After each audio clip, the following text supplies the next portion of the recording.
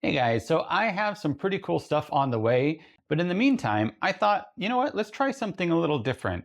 Today we're going to be testing out the Siraya flexible resin, and I'm going to be comparing it to the resin that I normally use, which is the Elegoo ABS-like 3.0. Things I like about the Elegoo ABS 3.0 is that it is somewhat flexible, but still not very. It will snap. This is supposed to have some really high flexibility. So I'm interested how miniatures come out when using a flexible resin. So we're going to run some tests. We're going to see how well it prints. We're going to see how flexible it is and if it breaks or if it just bends. We're also going to test how well paint adheres. We're going to do a drop test, and we're also going to test how well glue adheres. Stay tuned for all of that.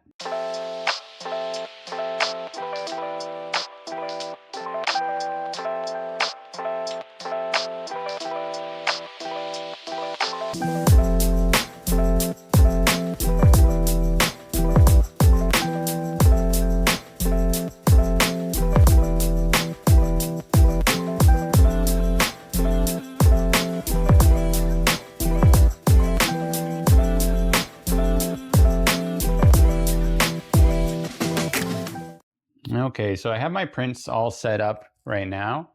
On the left-hand side is the Elegoo ABS-like 3.0.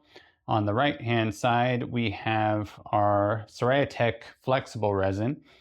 Now, a couple things that I noticed immediately. With the Elegoo, I generally run about a 35-second initial layer, and then the main layers are about 2.8 seconds.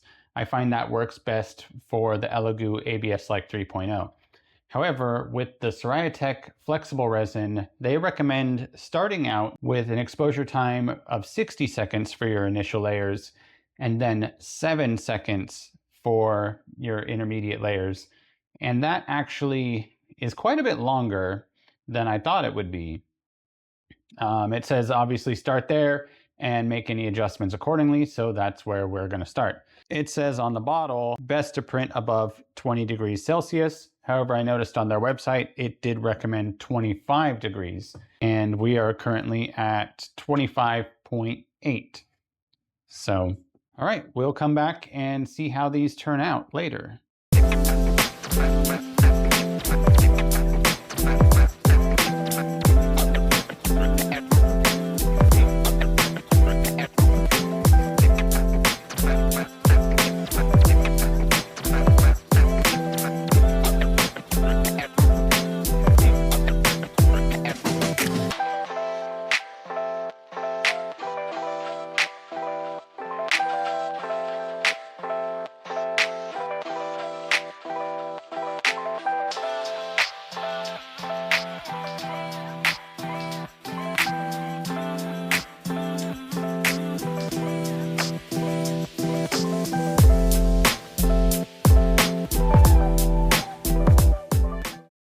Okay, I've got these all cleaned up in some isopropyl alcohol, and I'm going to get them out here.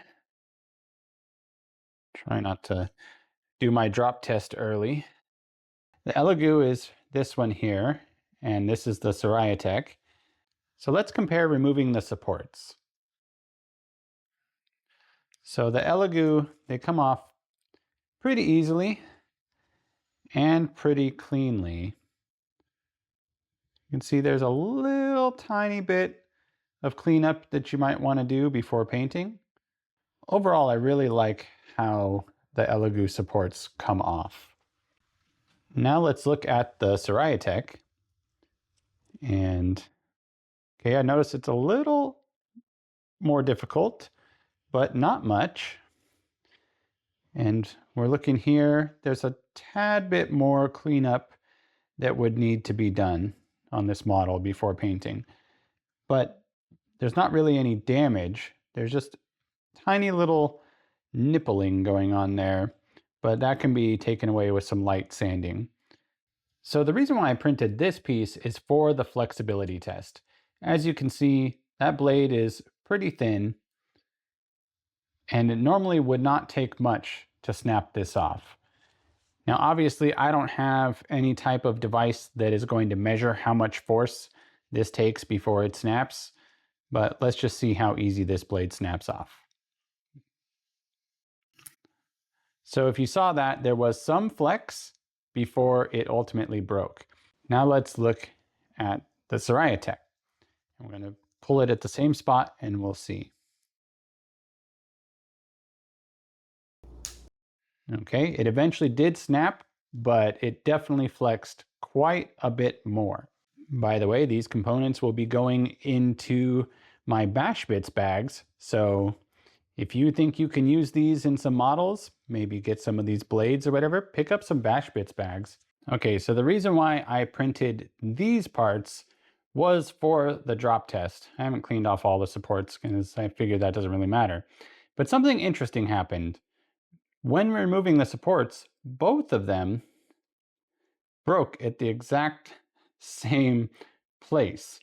And I realized that I printed an older version of this model that actually had a weak spot there, and that's why that happened.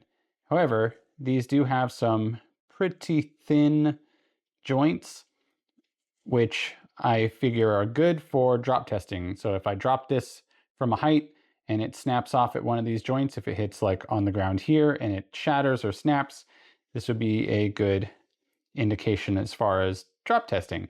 There's a little bit of weight to these. These are solid prints. They're not hollow in any areas. So there's a good bit of weight. And if you drop your model, you don't want it to shatter. So we're going to do the drop test next. Okay, so for the drop test, I will be dropping these from about 4 feet in the air right here on this hard concrete. And we'll see how they hold up. I'm going to drop the Elegoo first.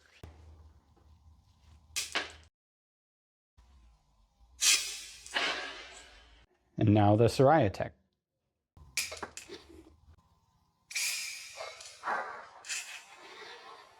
Okay, so for the drop test, both parts had a break. And they both broke at the same spot. I'll show you here. So they both broke in the same area at the same joint right here. And this is partly because this is an older version of this model, and I already knew that joint was very thin, and I've improved it since. But I thought for the drop test, this would be a good test subject. All right, so as far as durability goes, both the filaments are performing about the same so far. I think the Siraya Tech does have a little more flex before it breaks, but when there's an impact on a very thin piece with some weight behind it, it obviously just snaps pretty easily. The next test I'm going to do is a paint test and a glue adhesion test. For the paint test, I'll be using Army Painter White Primer. I'm going to spray it directly onto these models, give it time to cure, and then see how much it takes to rub or scratch it off.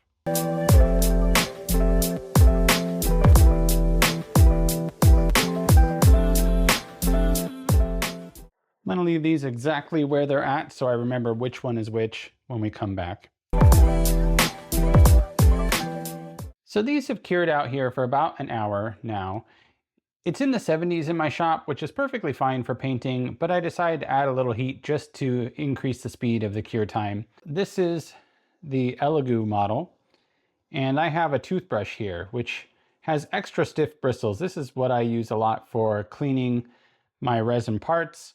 So the bristles have some cured resin on them, which has stiffened them up. So I'm just going to start really light here. Give this a little brushing, and we'll see if we can get any of the paint to come off. And I'm increasing the pressure here. Now I'm going to go really hard.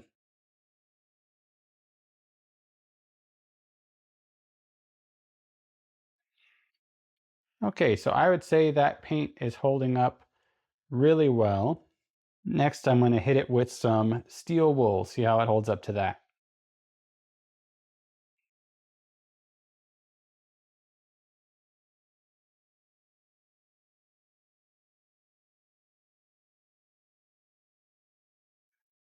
So we've definitely got some scratches, as you might expect from rubbing anything with steel wool, but the paint holds up really well. So I think it's safe to say that just handling the model and minor rubbing and scratching isn't going to cause any damage. Now for the Siraya model, we'll start with the toothbrush, starting off pretty light here, increasing the pressure.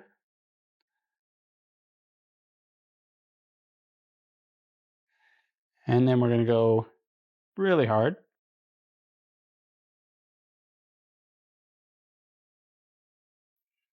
Again, paint is holding up just fine. And then the steel wool.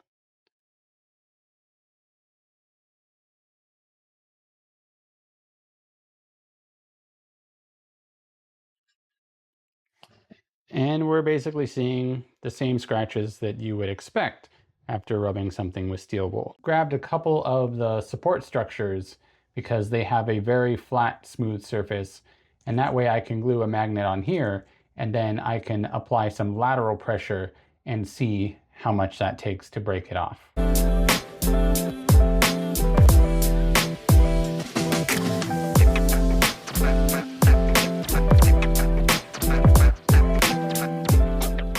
Okay, so I have both my magnets glued onto the surface here, and we'll come back once this sets and see how it holds up.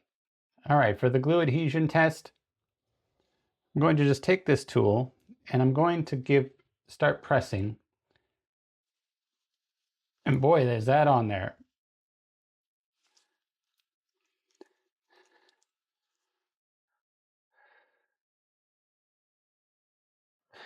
So I'm pressing really hard. There it goes. So that took a lot of force to get that magnet to pop off. Now let's take a look at the Siraya. See if that shine affects anything. And that came off a lot easier. One more thing I want to touch on here is the build plate surfaces for the two printers I used were different. So the build plate surface for the Elegoo is actually very smooth.